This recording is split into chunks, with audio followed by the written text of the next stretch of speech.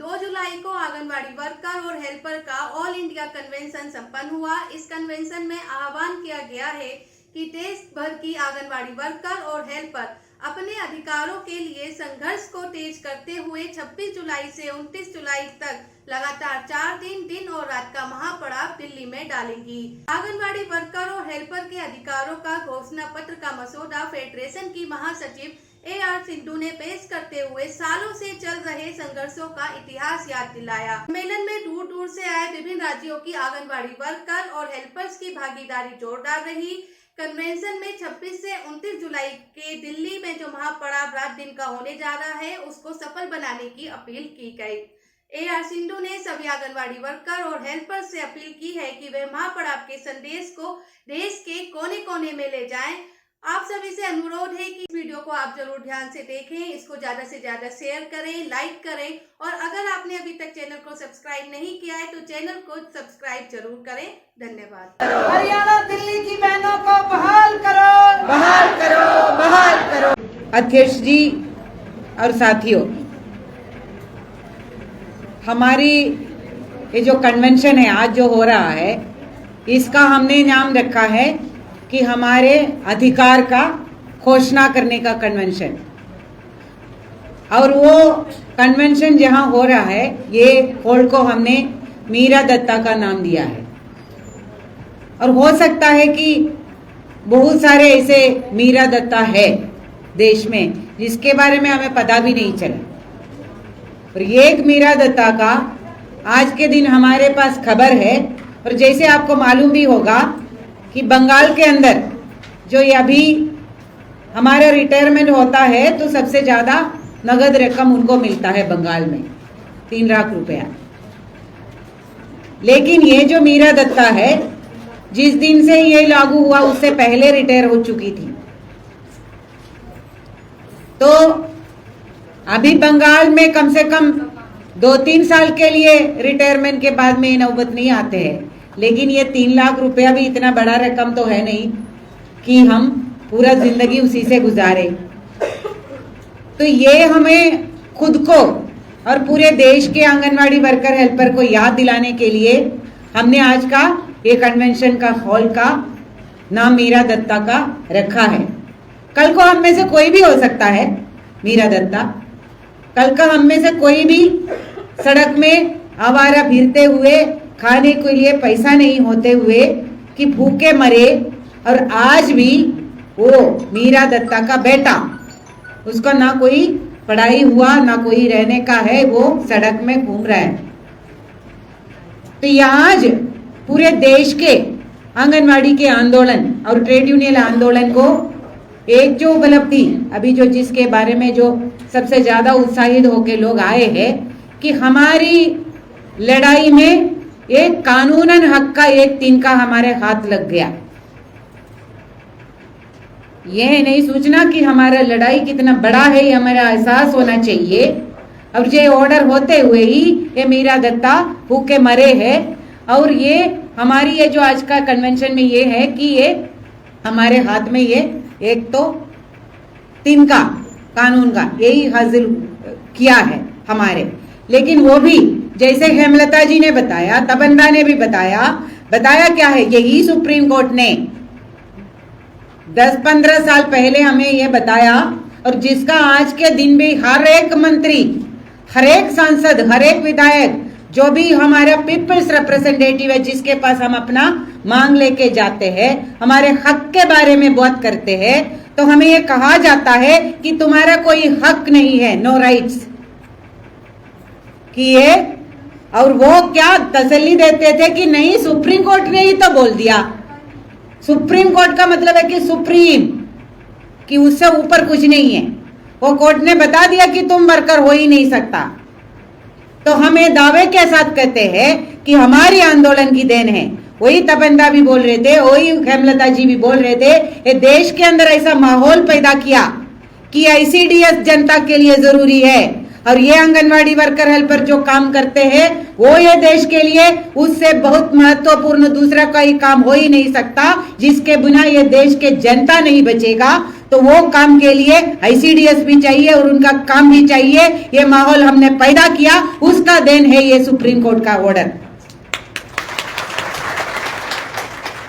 ये हम लोगों को, लेकिन ये कितनी सालों की लड़ाई है, 45 साल की लड़ाई, और 45 साल में कितने मीरा दत्ता है और कितने कुट कुट के ऐसा जिंदगी जी रही है।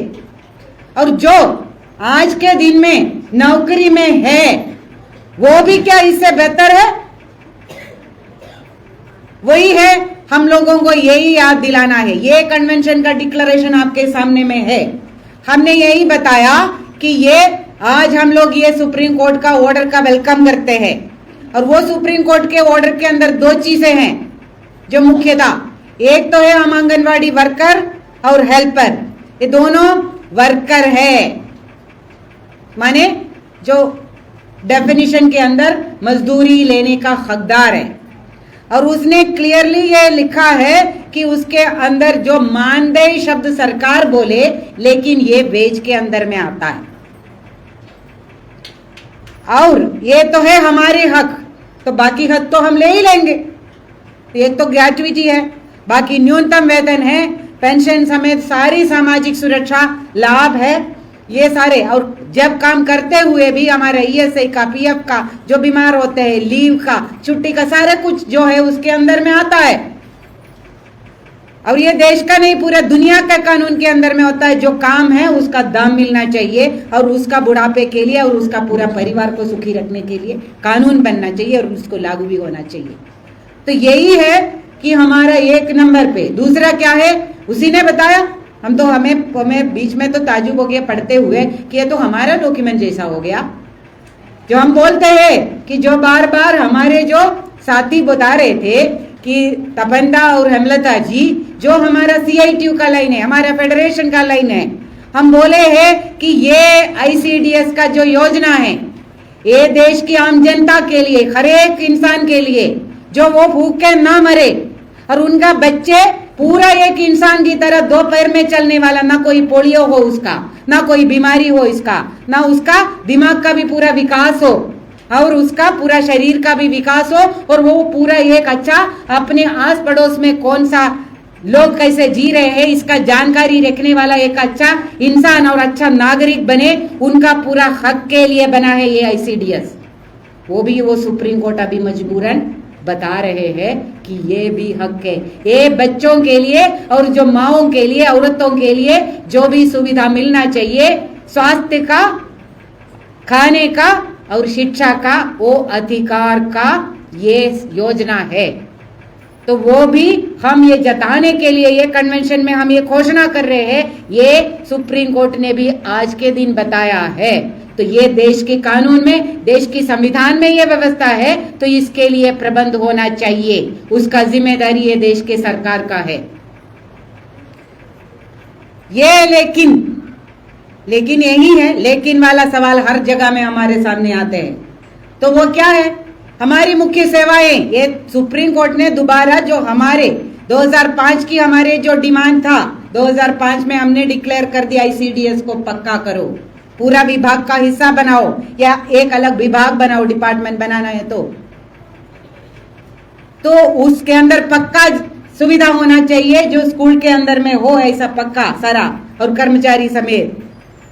तो यहाँ पे मुख्य सेवा, ये तीनों जो हक है जनता का, खाने का, जो बीमार हो गया तो उसका इलाज मिलने का, और जो है वो इंसान है तो इंसान जैसा शिक्षा प्राप्त करने का, ये बुनियादी अधिकार है उनका। और वही सेवाएं हम देते हैं हमारी आईसीडीएस के अंदर। वो तीनों सेवाओं के अंदर में क्या चल रहा है और वही हमारी डिक्लेरेशन में है। और उसके अंदर हमारी डिमांड क्या है, हमारी मांग क्या है? खाद्य सुरक्षा पे देश के अंदर सुप्रीम कोर्ट ने ये दोनों कानून बोला है कि खाद्य सुरक्षा का कानून और जो शिक्षा के अधिकार का कानून। ये कानून भी यूं नहीं बना, संविधान में तो है, लेकिन लड़ाई लड़ा है, हमने लड़ाया, देश की ट्रेड यूनियन ने लड़ा, किसानों ने लड़ा, महिलाओं ने, छात्र नौजवानों में सारे ने लड़ा है कि ये अधिकार होना चाहिए। एक तो अभी भी कानून नहीं बना, थोड़ा एक योजना बना है, वही है काम करने का अधिकार। जो मनरेगा का तो ये थोड़ा कानून बना है, लेकिन जो हमें बेरोजगारी से रोजगार का अधिकार का भी अभी कानून नहीं बना, वो बाकी है अभी। तो ये दोनों कानून जो है बुनियादी अधिकारों के लिए लड़ लड़ के लिया है। 2000 की सदियों में मिला है ये कानून, इतना पुराना भी नहीं है कि ये कानून लागू है और उसके अंदर आईसीडीएस को लाया है। तभी तो सुप्रीम कोर्ट को बोलना पड़ा कि ये खाद्य सुरक्षा के अंदर भी आईसीडीएस है, जो शिक्षा के अधिकार के अंदर भी आईसीडीएस है, तो उसको माने कि कानूनन इसको तुम बंद ही नहीं कर सकते हैं। तो इसका हालत क्या है खाद्य सुरक्षा का? तो यही है साथी, हमें समझने का है कि हमारे आंगनवाड़ी के केंद्र के अंदर जो खाना बच्चों को मिलता है, जो गर्भवती को और माँ को मिलता है, वो उसका क्या क्वालिटी है और आज के दिन में क्या चल रहा है। आज के दिन में ये समझना है, ये खाने का प्रोविजन बंद करने का, डिब्बा बंद खाने का, जो एनजीओ का जेके जो है सेंट्रल किचन से लेके आने का, ये सारे है। और जो है पहले बच्चों का 3 साल के अंदर का बच्चों को THR का बात हुआ था तो वो उधर से खत्म किया गया था। और आज के दिन में पोषण ट्रैकर के नाम पे क्या है, पोषण मिशन है जो प्रधानमंत्री खुद कर रहे हैं मिशन, उसके अंदर में पोषण तो बढ़ना चाहिए। बोलते हैं कि पूरे देश के अंदर दुनिया में सबसे शर्मनाक स्थिति में भारत है कुपोषण के अंदर में। दुनिया का कुपोषित में से आधा हिस्सा हमारे में है और हमारे देश की आधी आबादी से ज्यादा कुपोषित है, महिला हो या बच्चे हो, तो उनको पूरा खाद्य सुरक्षा भी नहीं मिल रहा है, उनको पोषक आहार भी नहीं मिल रहा है, सप्लीमेंट्री न्यूट्रिशन नहीं, पूरा खाना मिलना चाहिए। वही तो खाद्य सुरक्षा का कानून बोल रहे हैं। तो वो खाद्य सुरक्षा में पोषण मिशन बनाया घोषणा के लिए। पोषण मिशन के अंदर में एक तिनके के लिए भी, एक दाने के लिए भी 1 रुपया नहीं है, वो पूरा प्रचार अभियान है। फोटो उठाओ भेज दो, उसके लिए ना मोबाइल दिया, ना नेटवर्क दिया, ना उसके लिए पैसा दिया, लेकिन पोषण ट्रैकर करो, उसके अंदर भर दो। उसके अंदर हमें आदेश देता है कि इतना ज्यादा कुपोषित को मत दिखाओ। ये ऑर्डर आता है, झारखंड जैसे हमारे राज्य से लोग यह बैठा है कि बोलते हैं कि कुपोषित का संख्या कम दिखाओ, अति कुपोषित का दिखाओ ही मत। और ये है ये फर्जी जो स्टैटिस्टिक्स लेके जाने के लिए, हमें झूठ बोलने के लिए, झूठा काम करने के लिए आंगनवाड़ी वर्कर को मजबूर किया जाता है। वही पोषण ट्रैकर है। या तो बोलते हैं पोषण वाटिका बनाओ, या तो बोले कोई पड़ोसी का भी खेत का भी फोटो उठा के भेज दो, कोई दिक्कत नहीं है, लेकिन फोटो जाना चाहिए। तो ना बच्चों के मुंह में कोई निवाला जाए ना जाए, फोटो मिलना चाहिए। और उसमें रंगोली सजाओ, ये चलो गोद भराई करो, भलाना करो, ये एक पैसा नहीं है, तुम अपने जेब से खर्चा करोगे, तुम खर्चा करके ये फोटो उठा के भेज दोगे और उसके अंदर फिर भी कुपोषित रहोगे तो भी उसका नाम मत लोगे। और आज बोल रहे हैं ऑर्डर आया है। अभी हमारा पूरे खाद्य सुरक्षा का जो दीपा सिन्हा जी को आना था, वो बीमार हो गई, नहीं आई, तो वो पूरा खाद्य सुरक्षा का कानून को लेके लड़ने वाले राइट टू फूड कैंपेन के लोग भी, उन्होंने भी बोला, हम भी बोला, ट्रेड यूनियन भी बोला कि आज के दिन बोला है कि बिना आधार का पैसा नहीं मिलेगा। बिना आधार का बच्चों का, पहले बोले बच्चों का आधार बनाओ, वो भी तुम्हारी काम, तुम ही बनवाओगे और उसका नाम आधार नंबर चढ़वाओगे। ये देश के कानून का उल्लंघन है, सुप्रीम कोर्ट का आदेश का उल्लंघन है, हमसे करवा रहे हैं। तो हम इसका भरपूर विरोध कर रहे हैं और हमें ग्राउंड के अंदर में भी विरोध करना चाहिए कि ये आधार वाला नहीं है तो भी उसका खाना मिलना चाहिए। उसका कटौती अगर हो गया तो हमें सड़क में उतरना चाहिए। ये आज का कन्वेंशन का हमारा निर्णय है। यही है साथी, ये भी नहीं कि जो भीख मांगने का बात तो किया है कि भीख तो रिटायरमेंट के बाद में नहीं है। हमारी मध्य प्रदेश की आंगनवाड़ी वर्कर हेल्पर को अभी से ही हाथ में वो कटोरा पकड़ा दिया है, बोल रहे कि पोषण मटका। पोषण मटका का मतलब है कि एक आंगनवाड़ी केंद्र के अंदर वो बोले वहां डबल इंजन का सरकार है, तो वो भी बीजेपी का सरकार है। मामा जी उधर चीफ मिनिस्टर है सभी का। तो वो उधर में बोल रहे हैं कि एक एक आंगनवाड़ी में 1 महीने में 5 क्विंटल अनाज इकट्ठा करो आंगनवाड़ी वर्कर। 1 महीने में एक आंगनवाड़ी केंद्र में 5 क्विंटल इकट्ठा करो, उसके अंदर कहीं पे किसी का भी मदद लेके और उसको 3 क्विंटल बेच दो बाजार में, और उसी से आप गुड़ घी ये सारा खरीद के फिर आप लड्डू बना लो। ये कौन सा लड्डू खिला रहे हैं? तो भीख तो हम अभी से मांग रहे हैं। रिटायरमेंट की इंतजार नहीं है कि इसका मतलब समझो कि इसका मतलब है आने वाले दिनों में 1 पैसा भी सरकार नहीं देंगे। हमारे हिमाचल के साथी यहाँ बैठा है, 12 महीने का पैसा नहीं देंगे, 9 महीने का पैसा देंगे, बाकी 4 महीने का आप लोग खुद इकट्ठा करो गांव से। ये ऑर्डर पहले आया था हिमाचल के अंदर, अलग अलग जगह में अलग अलग तरीके से। एक खाद्य सुरक्षा को धज्जियां उठा रहे कि ये बीजेपी का सरकार, और अभी ये भी नहीं, बजट में बार बार कटौती आ रहे हैं, और ये बजट कटौती में हमारा तनख्वाह बहुत सारे जगह में बोले है कि जम्मू कश्मीर के साथ आ नहीं पाया है, वो वहां पे 8-8 महीने 9 महीने में तनख्वाह नहीं है। बोल रहे थे कि सारा 370 हटाने के बाद स्वर्ग हो जाएगा। पैसा जो राज्य सरकार दे रहे थे वो खत्म कर लिया, और आज के दिन में ये नौबत है उनका कि 8-8 महीना 9-9 महीना तनख्वाह नहीं मिल रहे हैं। पिछले 2-3 साल से ये है कि बार बार बोलने पे भी नहीं मिल रहे हैं, और आज के दिन में दिल्ली के साथी बोले, हरियाणा के साथी बोले, हड़ताल वाला तो बात तो अलग है, लेकिन बिना हड़ताल वाले को भी कहां पे तनख्वाह मिल रहा है। जनवरी के बाद में तनख्वाह बिल्कुल नहीं है, मार्च के बाद का तो बोलो ही मत। इस इकोनॉमिक ईयर के अंदर में कर्नाटक से आया, हमारे पंजाब के साथी भी बोल रहे थे कि केंद्र से उसका पैसा नहीं मिल रहा है, और ये भी नहीं, चिट्ठी आ गया। हमारे छत्तीसगढ़ के साथी बैठे हैं, छत्तीसगढ़ के अधिकारी ने बताया कि वहां पे से केंद्र सरकार का चिट्ठी आया है कि आगे वाले दिनों में राज्य का खुद उसका बंदोबस्त करना पड़ेगा, पैसा नहीं आएंगे।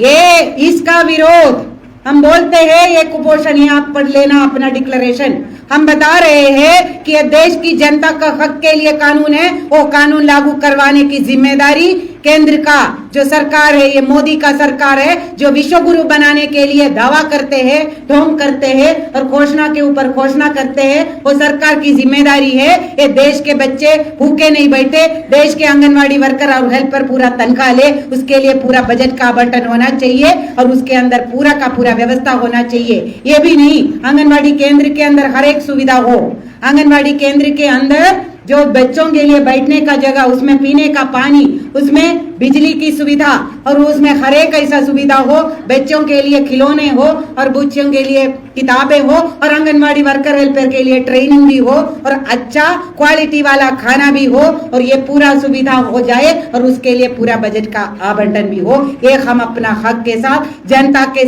हक को भी उल्लेख करके हम ये मांग करते हैं इस कन्वेंशन के द्वारा। और स्वास्थ्य का क्या स्थिति है? कोविड के अंदर हमने देखा है, कोविड के अंदर में नहीं देखा है हम लोगों ने, क्या स्वास्थ्य का व्यवस्था का क्या स्थिति है कि जो अस्पताल के अंदर दवाई नहीं है, डॉक्टर नहीं है, नर्स नहीं है। जितने डॉक्टरों ने मरा है कोविड के अंदर, नर्सों ने मरा, और आंगनवाड़ी आशा वर्कर भी मरा है, और सारा निजीकरण। इसके बावजूद भी पूरा कोविड काल में भी कितना अस्पताल नया बना, कितना नया भर्ती हुआ? नहीं हुआ। कोई दवाई भी नहीं है आज भी। और हमारी आंगनवाड़ी के अंदर अति कुपोषित बच्चों के लिए कौन सा सेवा हो रहा है? नहीं हो रहा है। स्वास्थ्य में भी उन्होंने निजीकरण के लिए किया है कि उन्होंने बोला है स्वास्थ्य के अंदर में डिजिटल हेल्थ मिशन। अभी तो ऑनलाइन में डॉक्टर से कंसल्ट करो, दवाई लो। ये देश के अंदर में हर चीज का निजीकरण हो रहा है, इसका भी हम इसके अंदर में विरोध कर रहे हैं। और जो है तीसरा, शुरुआत में तपंदा ने भी बताया कि ये है प्री स्कूल के अंदर न्यू एजुकेशन पॉलिसी के नाम पे जो लेके आया है, और आंगनवाड़ी वर्कर और हेल्पर को सपना दिखा रहे हैं। तो सपने के अंदर हम लोग भी शामिल है कि हो सकता है कि कल को हम टीचर बन जाए। कोई गलतफहमी में नहीं रहना है। ये पूरे देश के अंदर आजादी के बाद में थोड़ा सा भी शिक्षा के लिए कुछ भी कदम उठाया? जो लोग, हम लोग जैसे लोग स्कूल गए, पढ़े, तभी तो आंगनवाड़ी में भर्ती हुआ। जो स्कूल गए हैं वही औरतों को ढूंढ ढूंढ के भर्ती कर रहे थे आंगनवाड़ी जब शुरुआत में। अभी तो BA MA डबल MA वाले PhD वाले तक आंगनवाड़ी में काम कर रहे हैं। तो वो जो शिक्षा हम लोगों ने लिया है, कल को वो शिक्षा नहीं रहेगा कि बिना पैसे का कोई शिक्षा ही नहीं होगा। ये कोरोना काल में हमने देखा है सरकारी स्कूलों का क्या हालत है। सारे स्कूल बंद हो रहे हैं। स्कूल का जमीन हड़प के उसको भी असेट मोनेटाइजेशन के नाम पे बेच रहे हैं। जो स्कूल सरकारी ही बंद होने वाला है, सरकारी स्कूल में भर्ती नहीं है। टीचरों का आंदोलन हम देख रहे हैं, सारे कॉन्ट्रैक्ट टीचर है। तो कौन सा आंगनवाड़ी वर्कर हेल्पर पक्का होने का है? उसमें तो हेल्पर का नाम भी नहीं है एजुकेशन पॉलिसी के अंदर। जो हेल्पर जो बच्चे का पूरा जो जीवन का बुनियाद रखती है, उसका साफ सफाई का, जो मिल बांट के खाने का जो सीख देती है, और उसको जो बोलने का, उसको जो बैठने का, उठने का सारा दिखाते हैं, तो वो आंगनवाड़ी हेल्पर का उसके अंदर में कोई रोल ही नहीं है। ये कौन सा एजुकेशन है? तो यही हम बोलते हैं आंगनवाड़ी का मतलब आंगनवाड़ी है जो साइंटिफिक तरीके से, वैज्ञानिक तरीके से बच्चों को अगर समेकित विकास होना चाहिए तो उसको ABCD 1 2 3 से नहीं होगा, उसको पूरा समेकित शिक्षा देना चाहिए जो आंगनवाड़ी के अंदर है। और इसीलिए हम यही मांग कर रहे हैं NEP के अंदर का जो भी ये निजीकरण का सारा कदम करो, और जो भी बच्चों का जो शिक्षा का अधिकार के अंदर 3 से 6 साल के, 6 साल से कम वाले बच्चे को भी शामिल करो। और जो उसके लिए जो खाद्य सुरक्षा कानून के अंदर में जैसे आंगनवाड़ी को रखा है, ऐसे ही शिक्षा का अधिकार का कानून के अंदर आंगनवाड़ी को रखो। आंगनवाड़ी के थ्रू होना चाहिए, और ये प्री स्कूल नहीं, ECCE, early childhood care and education, समेकित बाल विकास होना चाहिए। उसके लिए हमने मांग रखा। यही साथियों, ये सारा हमारी मांग तो है। जो 45वां श्रम सम्मेलन का तपंदा ने बताया कितने साल की लड़ाई है। 2013 में ये ऑर्डर आया, ये 45वां श्रम सम्मेलन में ये पास हुआ है कि हमारा वर्कर का मान्यता मिलना चाहिए, न्यूनतम वेतन, ESI, PF, पेंशन समेत सारा सामाजिक सुरक्षा। कितना साल हो गया? उसके बाद में मोदी आने के बाद में एक ही बार 2015 में श्रम सम्मेलन हुआ, उसके बाद में श्रम सम्मेलन ही बंद कर दिया। तुम पूछोगे कहाँ? पूछने का जगह भी नहीं है। हमारा पूछने का एक ही जगह है और एक ही जगह था और आगे भी एक ही जगह है, वही ये देश की सड़कें। सड़कों में उतार के ही पूछना पड़ेगा कि क्या हुआ 45वां श्रम सम्मेलन का, कहाँ रहा हमारा न्यूनतम वेतन। अभी तो सुप्रीम कोर्ट ने भी बोला है। तब लोग तो तुम बोलते थे कि सुप्रीम कोर्ट ने मना किया, अभी तो सुप्रीम कोर्ट ने तुम्हें आदेश दिया है कि इनका हालात को सुधारो। तुम जो कर रहे, गलत कर रहे, तुम बोल रहे कि ये पार्ट टाइम है, ये पार्ट टाइम नहीं है, फुल टाइम से ज्यादा काम करती है, तो इसको दे दो। तो अभी ये मांग करना पड़ेगा।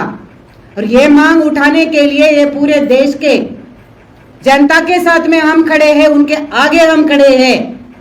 हर एक जगह में ट्रेड यूनियन आंदोलन में, हर एक आंदोलन के अंदर सबसे सामने ये लाल झंडा लेके हमारे आंगनवाड़ी वर्कर हेल्पर खड़े हैं। और किसानों ने जो खाद्य सुरक्षा का कानून को खत्म करने के लिए सरकार ने कदम उठाया, तो उनके आंदोलन के अंदर में भी ये देश के आंगनवाड़ी वर्कर हेल्पर खड़े थे। तो हम लोग ये खड़े थे, तो ज्यादा चुभ रहा है, बहुत ज्यादा चुभ रहा है। एक तो बीजेपी के जो सरकार है और हर एक सरकार को चुभता है, और RSS को भी चुभ रहा है। क्योंकि हम असली मुद्दे के बात करते हैं, हम अमन के बात करते हैं, आपसी भाईचारे का बात करते हैं। हम बोलते हैं सारे मजदूर एक हो। हम भारत के मजदूरी नहीं, पूरे दुनिया के मजदूर एक हो, दुनिया के मेहनत कश एक हो नारा लगाते हैं। तो ये दोनों तरीके से ये खलता है, चुभ रहा है।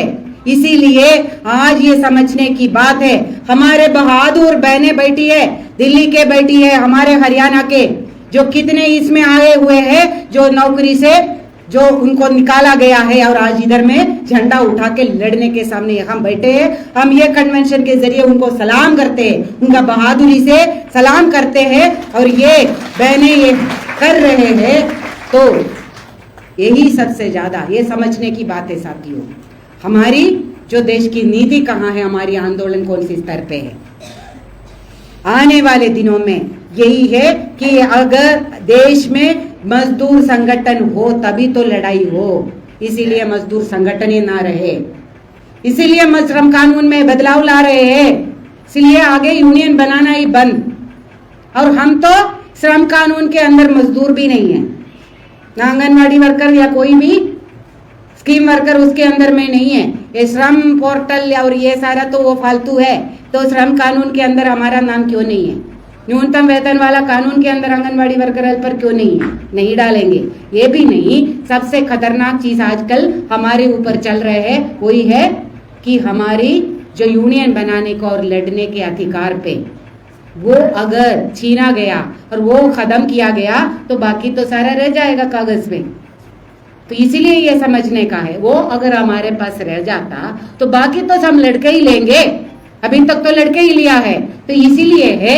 और ये भी दौर आपको याद होगा कि पहले 3 साल में 5 राज्य सरकारों में भी चुनाव के पहले कुछ घोषणा 300 रुपया 500 रुपया बढ़ावा, फिर कभी कभी घोषणा है लागू तो और अगला 5 साल के बाद, जैसे बिहार में किया 5 साल तो घोषणा से चलाया और चुनाव के पहले 500 रुपया बढ़ाया।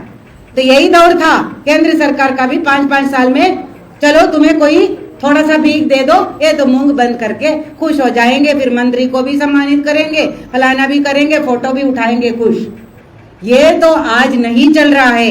यही हरियाणा का आंदोलन दिखाते हैं, यही पूरे देश के अंदर में आंदोलन दिखाते हैं। तुम्हारा जो वादे पे जो 5 साल निकालने वाले आंगनवाड़ी वर्कर अभी नहीं रहा, जो हमें वादा किया तो वो देना पड़ेगा बोलने वाले, और तुम्हारा नाक में दम करने वाले आंगनवाड़ी वर्कर हेल्पर है, ये यूनियन बना के कर रहे हैं। इसीलिए तो ये भी है, ये तो कर रहे हैं, ये तो औरतें कर रहे हैं। तो लोगों ने देखा मजदूर आंदोलन को सबसे ज्यादा ताकत इन लोगों से मिल रहा है। तो ये लोग यही बोलते हैं कि हमारा देश तो वैसे इतना सामंती है, बोल रहे कि महिलाएं लड़ सकती है तो हम क्यों नहीं, यही तो बोलते हैं ना। तो ये बोल के लोग सारे सड़क में आ ही रहे हैं आज के दिन में, तभी जाके बोले हैं तो इसको खत्म किया जाए। ये कोई हरियाणा के एक सरकार का या एक दिल्ली की सरकार का बात नहीं है, ये पूरे सत्ताधारी वर्ग का, जो मालिकाना वर्ग का, जिनके लिए ये सत्ते में बैठा है, उनका फैसला है कि श्रम कानून नहीं रहेगा। और जो कोई भी आंदोलन में हो और वो कोई आंगनवाड़ी वर्कर हेल्पर भी हो, उनका यूनियन को कुचला जाए, खत्म किया जाए, उसके लिए कोई सा भी साजिश किया जाए।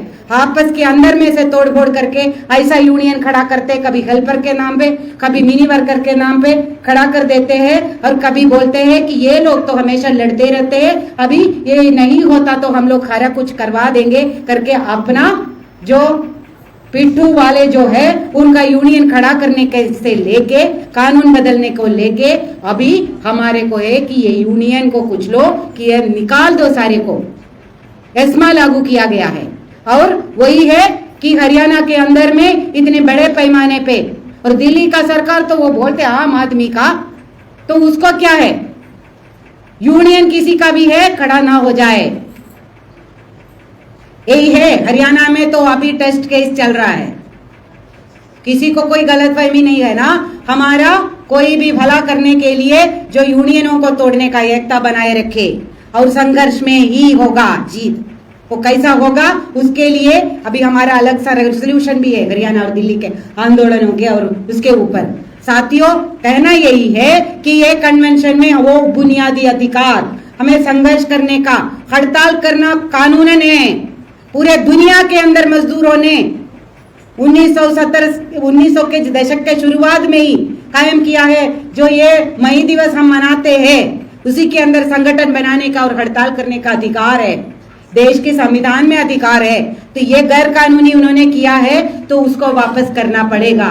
तो वो हमारा इसके अंदर मांग पत्र में हमने रखा है। और ये जो माहौल देश में बनाया जा रहा है, जो कोई भी बात बोलेगा सरकार के खिलाफ में, वो देशद्रोही कहलाया जाएगा, वो जेल में बंद किया जाएगा।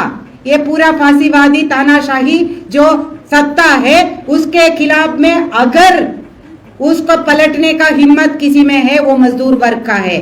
उसमें भी हम लोग जो घर घर के अंदर पहुंचे, जो हेमलता जी ने बताया, कि हमारा अपना हक सिर्फ हमारे लिए नहीं, आईसीडीएस को बचाने के लिए भी नहीं, पूरे देश का जनवाद बचाने के लिए है। कोई मुंह खोलेगा तो कल को बंद। हमारे बच्चे भी है, अग्निपथ का बात बोला है कि अंदर हो जाएगा, देशद्रोही बन जाएगा। जो कोई फीस का बढ़ोतरी के खिलाफ में कोई पूछेगा वो भी अंदर हो जाएगा। तो कोई इधर में मुंह नहीं खुलेगा। तो उसके चुनौती देने के लिए हिम्मत रखने वाले मजदूर वर्ग में हम एकदम अगुवा हिस्सा बनना है। हमें वही हमने निर्णय लिया है कि तुम्हारा जनवाद कौन सा 5 साल में आने वाला नहीं है। जनवाद हर एक दिन में हमें मुंह खोलने का, हमारे अधिकार के बारे में बताने की अधिकार है, वही है जनवाद। तो उसको कायम रखने के लिए हमारे पास कोई दूसरा चारा नहीं है। हमें गर्व है साथियों, आप लड़के आए हैं और आप लोग इतनी बड़ी संख्या में इसीलिए आए हैं कि हमारी संगठनें तैयार है। नीचे वर्कर क्या चाहते हैं ये मूड दिखाते हैं और हम पीछे नहीं रहेंगे। जब जनता चाहेंगे वह उस जगह में आंदोलन के लिए खड़े नहीं होंगे तो वो कोई संगठन का कोई रेलेवेंस नहीं रहेगा, उसका जरूरत भी नहीं रहेगा। तो जनता जब आंदोलन चाहते हैं और जनता जब परेशान है तो उनका अगुवा करने वाले संगठन बनना है। हमारी फेडरेशन ने हमेशा ये किया है। अभी भी हमने ये निर्णय लिया, ये 11 जुलाई को, 10 जुलाई हमारा मांग दिवस है, इस बार वो संडे है, तो 11 जुलाई को हम इसका मांग पत्र देंगे। एक घोषणा के आधार पे हमारा मांग पत्र, हम ये भी नहीं, हम हर एक सांसद को पूछेंगे, जा तो रहे तुम संसद में कानून बनाने के लिए, हमारे बजट का कटौती किया तो तुम किसके पक्ष में हाथ उठाया, हमारे पक्ष में या सत्ताधारी अंबानी अदानी के पक्ष में? वो जब तक हम नीचे नहीं पूछेंगे कुछ नहीं बदलेगा। हमारा ताकत उसी में है। तो नीचे में हर दिन इनका नाक में दम करो, अपना हक के बारे में, जनता के हक के बारे में हम बताते जाए। यही साथियों हमने निर्णय लिया 11 जुलाई को करेंगे। उसके बाद में काफी हो गया कोरोना में हमने अपना जान गंवाया है, हमारी बहनों ने कुर्बानी दिया है, हमारे परिवार वालों के जान गया है, तो हमें कौन सा कोरोना का दिखाते हैं। आज भी वो कानून है जो साथी बताया है। हमने ये निर्णय लिया कम से कम 4 दिन हम यहाँ बढ़ाव करेंगे दिल्ली के अंदर, और यहाँ पे भारी संख्या में हम लोगों को लाएंगे और पूछेंगे। और ये भी बात है, बात तो हेमलता जी ने भी बोला है कि कुछ भी अगर करने देंगे तो ठीक है, करेंगे जो आप बोलेंगे काम। जैसा हमारे किसान आंदोलन ने दिखाया कि बोले कि हमारा ये मांग है, हमारे आपके पास सत्ता यहाँ पे है, रोका है, बोला कि आप जहां रोकेंगे हम वहीं बैठेंगे। जनता है वही हमारा होगा, हमारा आंदोलन शांतिपूर्णक होगा, क्योंकि हमारा पूरा हमारे साथ में न्याय है, हम उनके लिए लड़ रहे हैं। हमारी जो मांग है, हमारा अधिकार है, ये देश का, ये दुनिया में जो इंसान जैसा पैदा हुआ तो वो अधिकार है, जो खाने के लिए, जो शिक्षा के लिए, स्वास्थ्य के लिए और अपना संगठन बनाने का जनवादी अधिकार के लिए, इसके लिए हम लड़ेंगे और उसके लिए पूरा हम ताकत इकट्ठा करेंगे। और साथियों इसका मैसेज लेके एक एक तक जाना है, एक एक आंगनवाड़ी वर्कर हेल्पर तक के लिए भी नहीं, इसका एक एक जनता के तक पहुंचने का हमारा जिम्मेदारी है। मेरा पूरा उम्मीद है तो आप लोग वो काम करेंगे। अभी जो 1 महीना भी नहीं है तो उसके अंदर में हम लोगों का ये पूरा अपना ताकत से जनता में ये पहुंचाना, ये क्यों हम जा रहे हैं, किसके लिए जा रहे हैं, कौन सी लड़ाई लड़ रहे हैं। ये किसी हमारी तनख्वाह बढ़ाने की लड़ाई नहीं है, अभी ये देश बचाने की लड़ाई है। ये लड़ाई हम लड़ेंगे और कोई चारा नहीं है। इसके लिए हमारा तैयारी के लिए आज का कन्वेंशन है। कानूनन अधिकार हो या जो नहीं, कानून बनवाने के लिए जो लड़ाई हो वो हम लोग लड़ेंगे। तो उसके लिए है हमारा पूरा विश्वास है। और हम ये दावे के साथ में ये यहाँ पे ये निर्णय भी करना है कि वो रेजोल्यूशन में तो रखेंगे ही, लेकिन मैं भी ये कहना चाहूंगी कि हमारी हरियाणा के बहादुर बहनें लड़ाई में है, अभी भी लड़ाई है। और 4 तारीख को उनका जो पंचकुला के अंदर प्रदर्शन है और जो 975 लोगों को नौकरी गया के बैठा है, जो उनका घर में चूल्हा नहीं जल रहे हैं, पूरे देश के आंगनबाड़ी वर्कर हेल्पर से और आम जनता से भी हम आह्वान करते हैं, जब तक उनका नौकरी में वापस नहीं होगा और जब तक उनका तनख्वाह वापस नहीं होगा, हम लोग सारे हर तरीके का मदद के लिए उनके साथ में, उनका लड़ाई में शामिल होंगे और उसका वापस करवा के ही छोड़ेंगे। वैसे ही दिल्ली के आंगनबाड़ी वर्कर हेल्पर 991 है, उनके लिए भी हम लोग ये लड़ाई में शामिल रहेंगे।